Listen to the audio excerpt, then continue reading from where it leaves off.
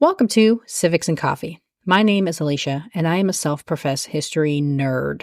Each week, I'm going to chat about a topic on U.S. history and give you both the highlights and occasionally break down some of the complexities in history and share stories you may not remember learning in high school, all in the time it takes to enjoy a cup of coffee.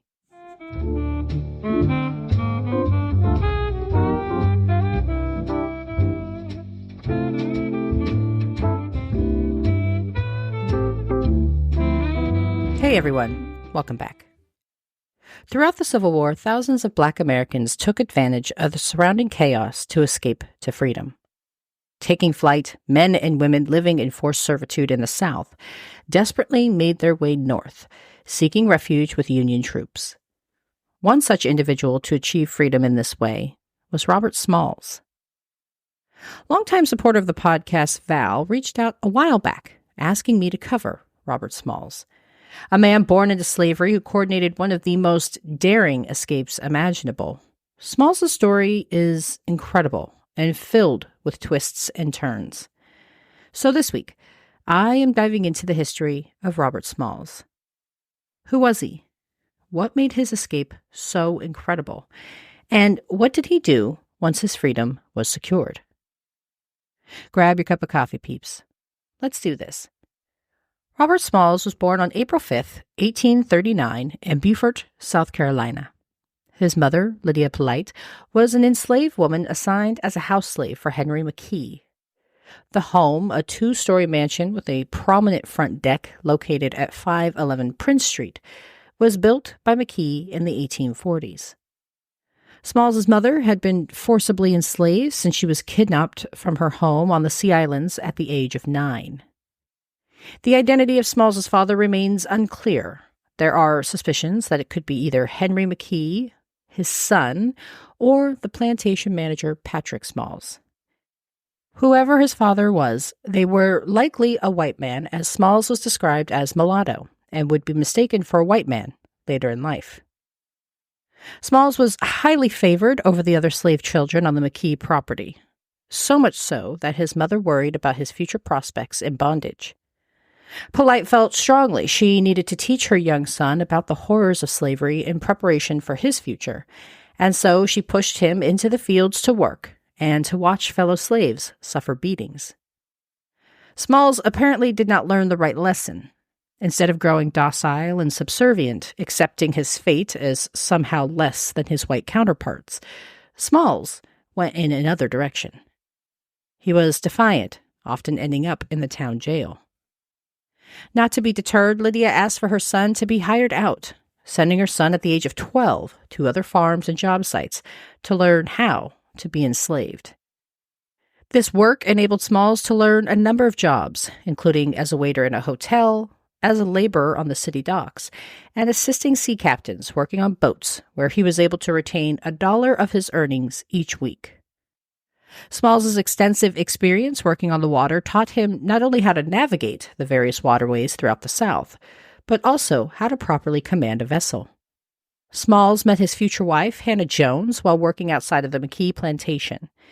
Jones was also enslaved by the Kingman family, and she worked at a local Charleston hotel. In 1856, the two received permission to get married and live together in an apartment, and the couple eventually welcomed 2 children.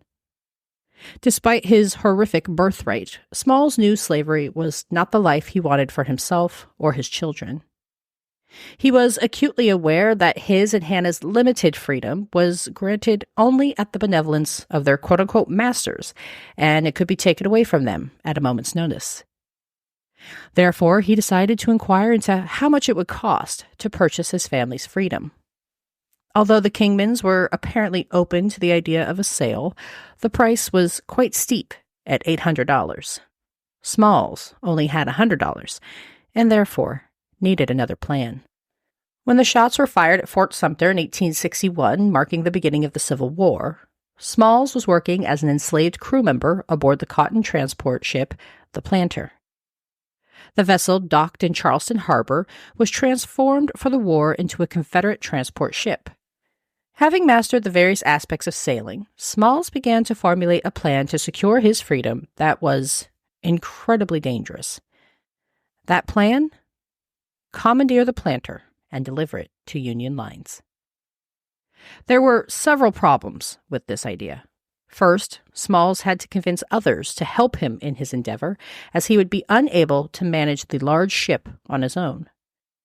This ran the risk of his plot being reported to the ship's commander, and Smalls facing severe punishment as a result. Second, the ship had to be left alone, which was against the law.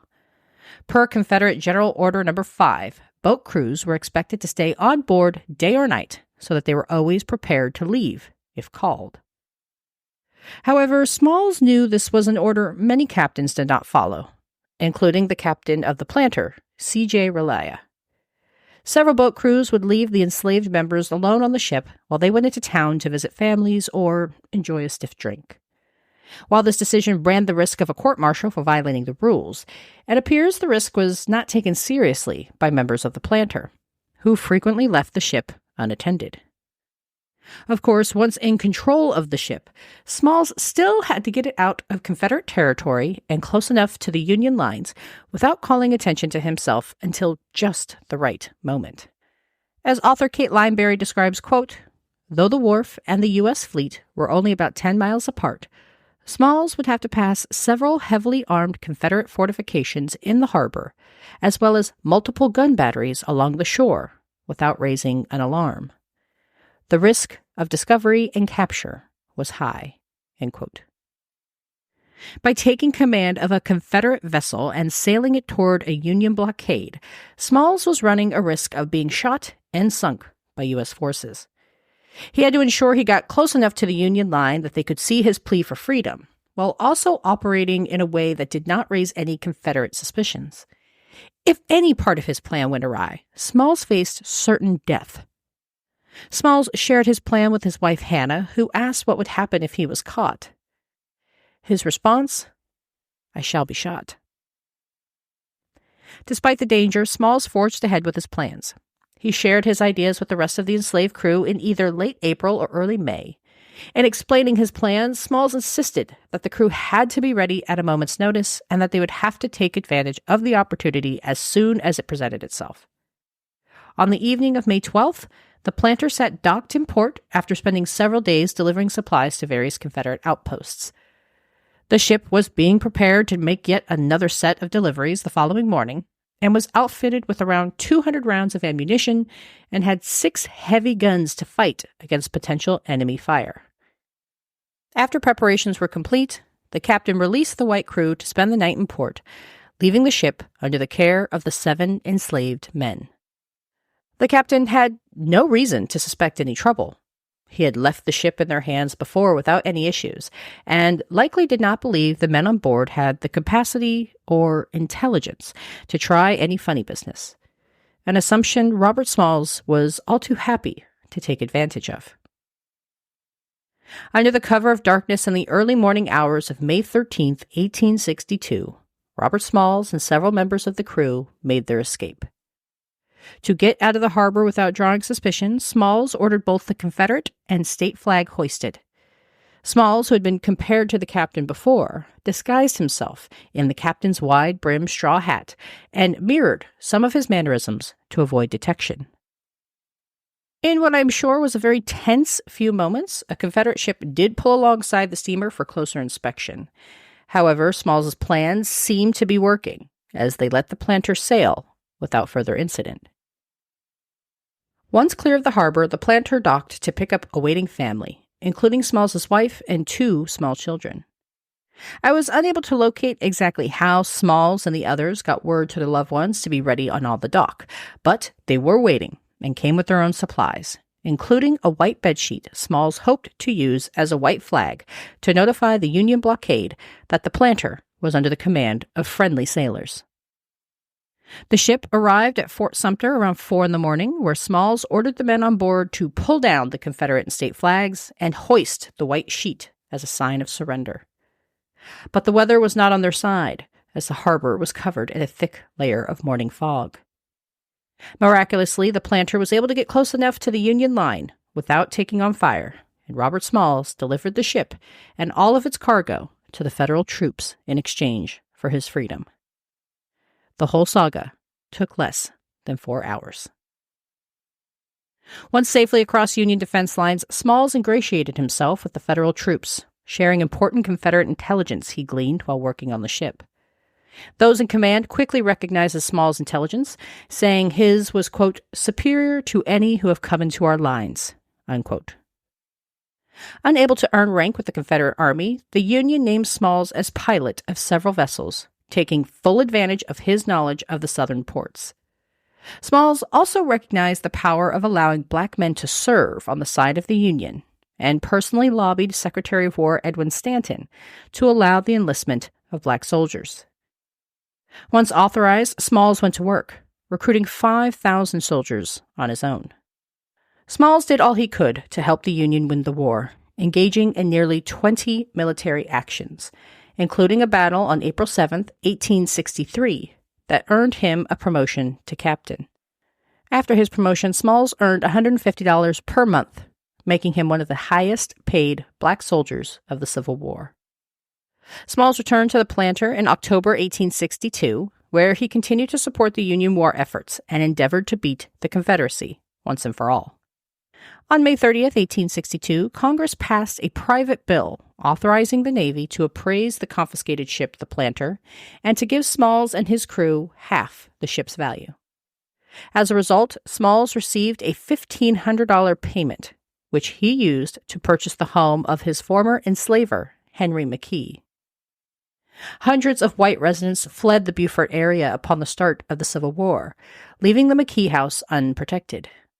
It was confiscated by the Union Army and sold at an auction to Smalls for $605.